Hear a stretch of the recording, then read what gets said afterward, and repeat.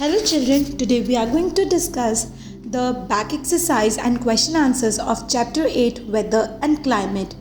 Now let's get started with the back exercise and the question answers. Here are the question answers. And here is the back exercise. Let's first start with read the clues. What does each describe? Weather or climate? Write W for weather and C for climate. Number 1. It changes from cloudy to sunny in an hour. Answer is W. That is weather. Number 2. It snows in New York in winter. Climate. C. Number 3. It is a windy day. Weather. W.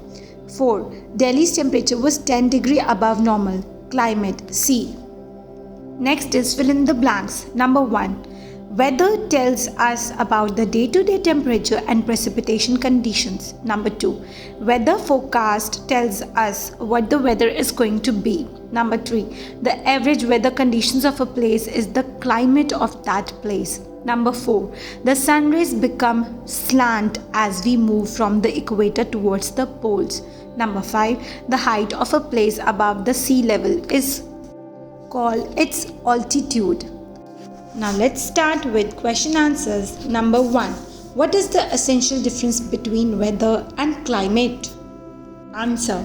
Weather tells us about the day-to-day temperature and precipitation conditions. Weather is the state of the atmosphere at a given time and place over a short period of time, whereas climate is the average weather conditions or long-term pattern of weather in a region. Climate refers to seasons.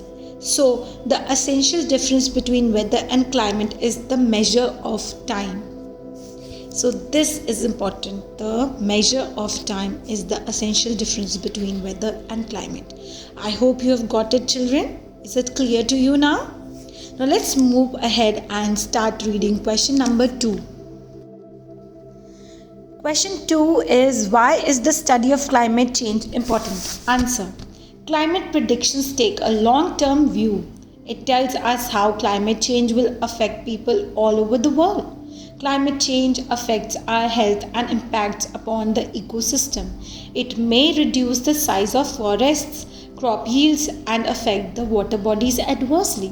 This is why it is important to study climate. Now let's move ahead and read question number 3. How does the latitude of a place affect its climate? Answer 3. The latitude of a place tells us the distance of the place from the equator. The places near the equator receive more sunlight than anywhere else on the earth. The rays of the sun fall vertically over the equator. As we move towards the poles, the rays of the sun slant and cover a large area. Thus, places near the equator are hotter than those away from the equator. Next is question number 4. Which city will have moderate temperature throughout the year, Goa or Delhi? State reasons for your answer. Answer 4. Goa will have moderate temperature throughout the year because it is situated on the coast.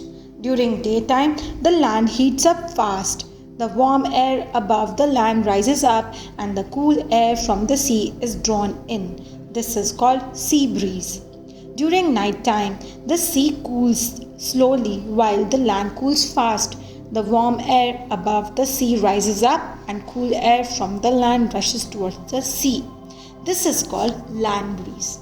So the breeze that flows from sea to land during the day is known as sea breeze, and the breeze which blows from land to sea during night is called land breeze. Is it clear to you, children? Thus, temperature of Goa never becomes too high or too low and remains moderate as compared to Delhi due to nearness to the sea. So, understanding sea breeze and land breeze and nearness to sea is very important. Now, next question is question 5. Explain sea breeze. Answer 5. For places at the sea coast or places near the sea, in the daytime, the land heats up fast. The warm air above the land rises up and the cool air from the sea is drawn in. This is called sea breeze.